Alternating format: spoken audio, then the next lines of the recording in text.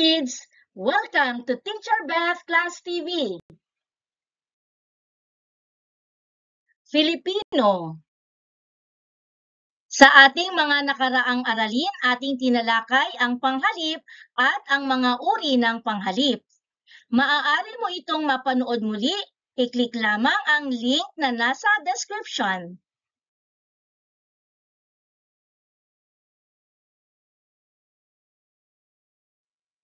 At ngayon ay ating tatalakayin ang isa pang uri ng panghalip, ang panghalip pamatlig o demonstrative pronoun sa Ingles. Handa ka na ba?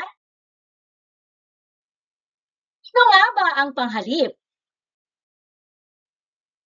Ang panghalip o pronoun sa Ingles ay bahagi ng pananalita na ginagamit na panghalili o pamalit sa pangalan.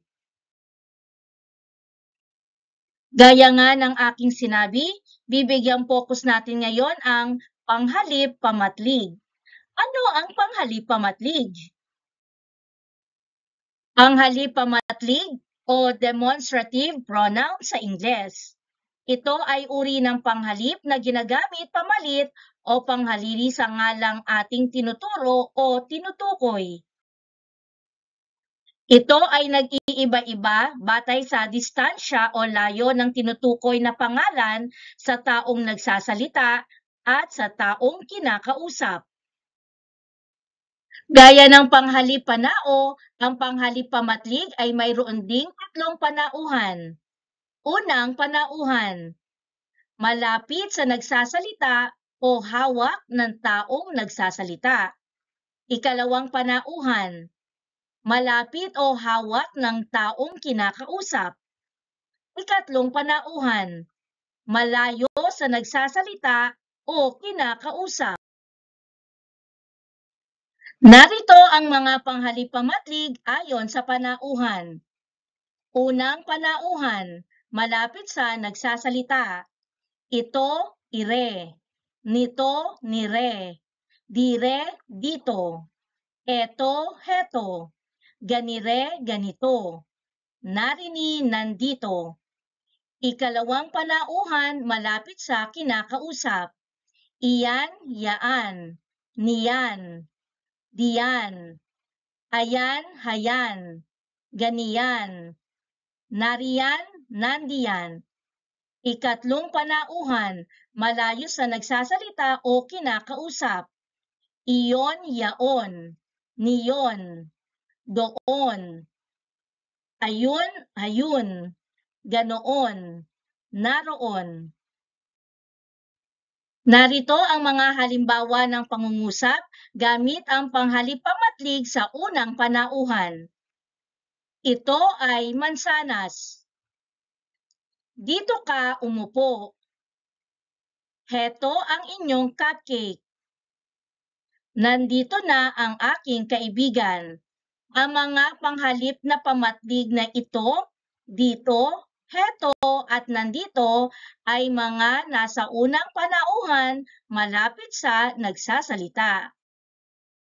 Narito ang mga halimbawa ng pangungusap na ang mga panghalip pamatlig ay nasa ikalawang panauhan. Iyan ba ang aklat na iyong ipapahiram? Hayan nga ang aklat na kailangan ko. Anak, pakipulot mo nga ang bote diyan sa tabi mo. Ang mga panghalip pamatlig na iyan, hayan, at diyan ay mga nasa ikalawang panauhan, malapit sa taong kinakausap. Narito naman ang mga halimbawa ng panghalip pamatlig na nasa ikatlong panauhan. Hayun ang mga lobong lumipad. Iyon ang bahay namin. Doon tayo pupunta. Ang mga panghalip pamatlig na hayun, iyon at doon ay mga nasa ikatlong panauhan, malayo sa nagsasalita o kinakausap. Iyong tandaan, ang panghalip pamatlig o demonstrative pronoun ay uri ng panghalip na ginagamit pamalit o panghalili sa ngalang ating tinuturo o tinutukoy. Ito ay may tatlong panauhan. Unang panauhan, ang ngalang tinuturo o tinutukoy ay malapit sa nagsasalita. Ikalawang panauhan, ang ngalang tinuturo o tinutukoy ay malapit sa taong kinakausap. At ang ikatlong panauhan, ang ngalang tinuturo o tinutukoy ay malayo sa nagsasalita o kinakausap. Abangan din sa susunod nating mga aralin ang mga uri ng panghalip pamatlig.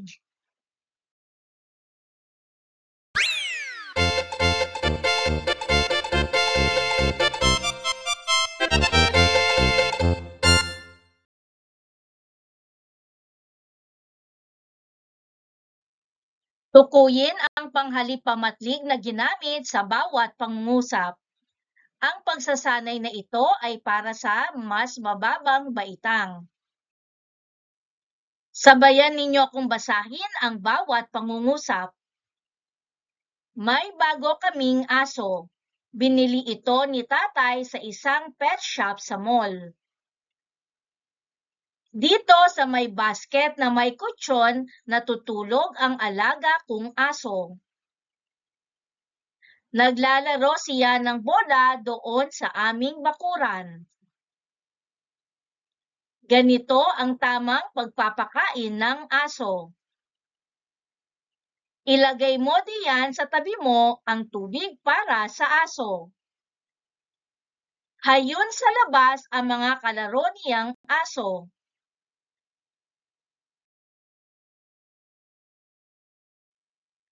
Sinulat mo ba ang iyong mga sagot? Halina at alamin natin kung tama ang iyong mga sagot. Para sa bilang 1, ang panghalip pamatlig ay ito. Bilang 2, dito. Bilang 3, doon.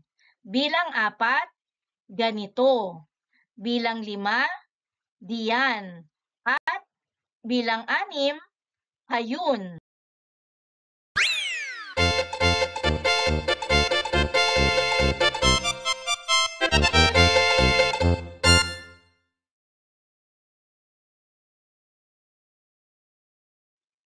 Piliin sa loob ng kahon ang panghalip pamatlig na angkop sa diwa ng pangungusap. Maaari mo ring isulat ang iyong mga sagot sa iyong kwaderno. Narito ang mga panghalip pamatlig na iyong pagpipilian. Ito, iyan, iyon, dito, diyan, doon. At ito ang unang pangungusap. Maganda ba ang suot ko? Bigay, patlang ng nanay at tatay ko. Ang tamang sagot ay ito. Bigay ito ng nanay at tatay ko.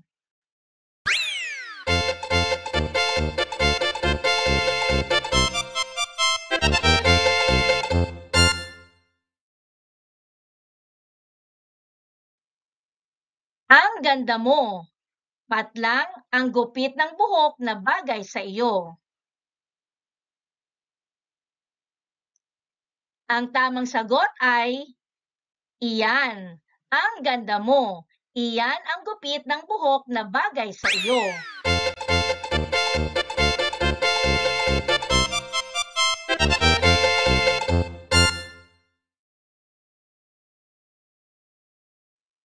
Hinog na ang mansana sa puno. Sungkitin mo na, patlang. Ang tamang sagot ay iyon. Hinog na ang mansana sa puno. Sungkitin mo na iyon.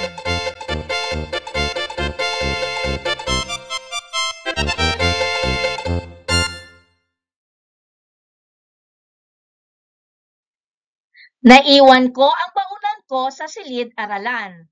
Itatabi naman siguro, patlang ng guro.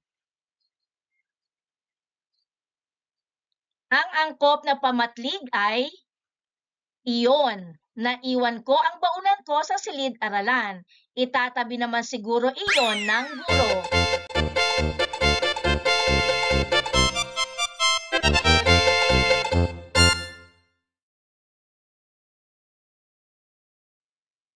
Ang bag ko ay kulay rosas. Ginagamit ko patlang sa paaralan.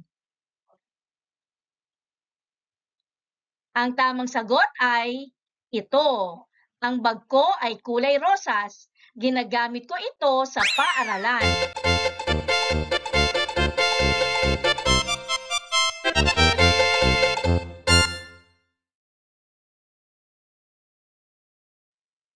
Nagustuhan ko ang paldang suot mo kahapon.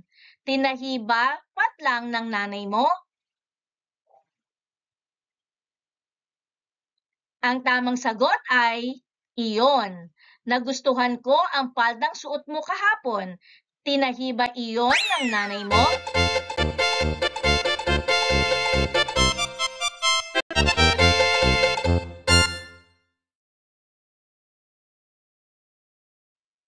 Ito ang bahay namin.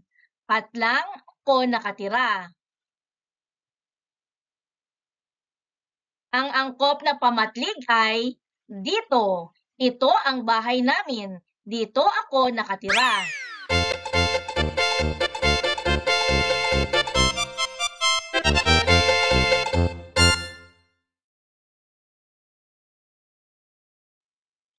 Pupunta tayo patlang sa tuktok ng bundok. Ang angkop na panghalip ay doon. Pupunta tayo doon sa tuktok ng bundok.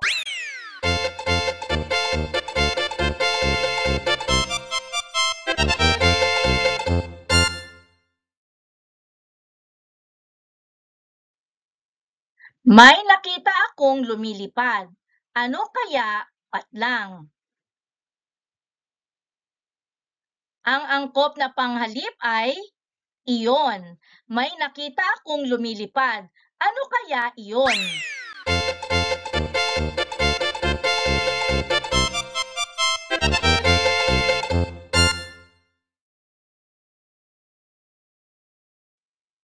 Ang ganda ng kotse. Patlang ka ba sasakay? Ang angkop na panghalip ay diyan. Ang ganda ng kotse. Diyan ka ba sasakay?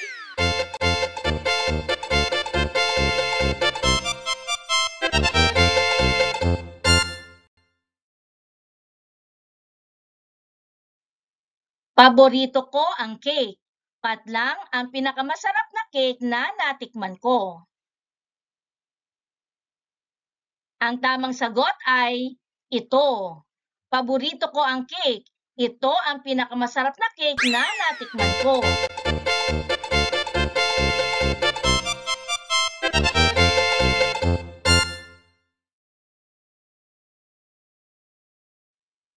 Kumusta mga kaibigan? Patlang ba kayo nakatira? Ang tamang sagot ay diyan. Kumusta mga kaibigan? Diyan ba kayo nakatira?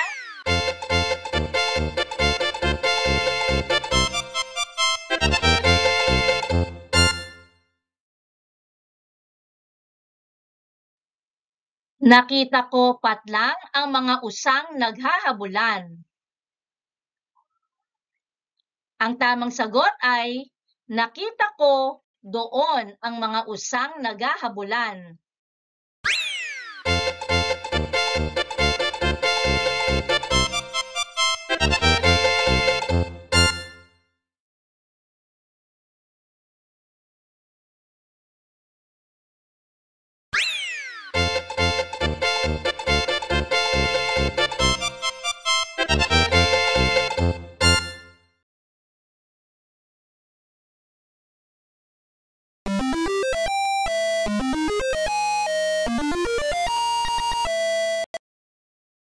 Thank you for joining me.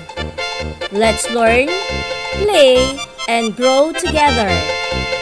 Teacher Beth Class TV. Subscribe, like, and share. Thank you.